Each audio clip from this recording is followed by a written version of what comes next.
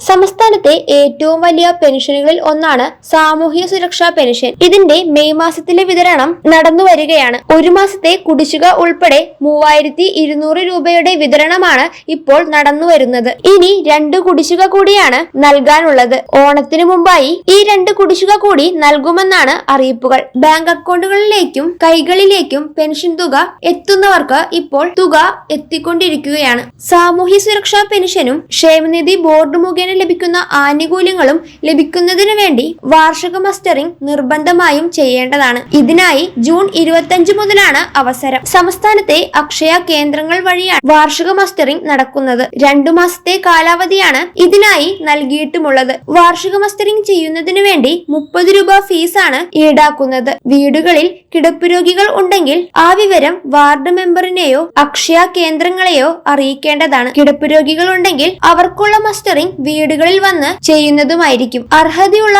എല്ലാവർക്കും തന്നെ ഈ പെൻഷൻ ആനുകൂല്യങ്ങൾ കൃത്യമായി തന്നെ ലഭിക്കുന്നതുമാണ്. വാർഷിക മസ്റ്ററിംഗ് ചെയ്യുന്നതിന് വേണ്ടിയുള്ള പ്രധാനപ്പെട്ട രേഖയാണ് ആധാർ കാർഡ്. ആധാർ കാർഡിൽ എന്തെങ്കിലും തെറ്റുകൾ ഉണ്ടെങ്കിലോ അപ്ഡേറ്റ് ചെയ്യാനുണ്ടെങ്കിലോ ഈ സമയം തന്നെ അത് പൂർത്തീകരിക്കേണ്ടതാണ്. ജൂൺ 5 മുതലാണ് വാർഷിക മസ്റ്ററിംഗ് ആരംഭിക്കാൻ പോകുന്നത്. ഇപ്പോൾ എല്ലാ മാസവും കൃത്യമായി തന്നെയാണ് പെൻഷൻ വിതരണം നടന്നു വരുന്നത്. ഇനി 2 കുടിശ്ശിക കൂടിയാണ് നൽകാനുള്ളത്. ഈ കുടിശ്ശികയുടെ വിതരണം ഓണത്തിന് മുമ്പായി നൽകുമെന്നാണ് കരുതുന്നത്. മെയ് മാസത്തിലെ പെൻഷൻ തുകയായ 1600 രൂപയുടെ ഒപ്പം ഒരു മാസത്തെ ഗഡുവായ 1600 കൂട്ടി 3200 രൂപ വീതമാണ് വിതരണം ചെയ്യുന്നത്.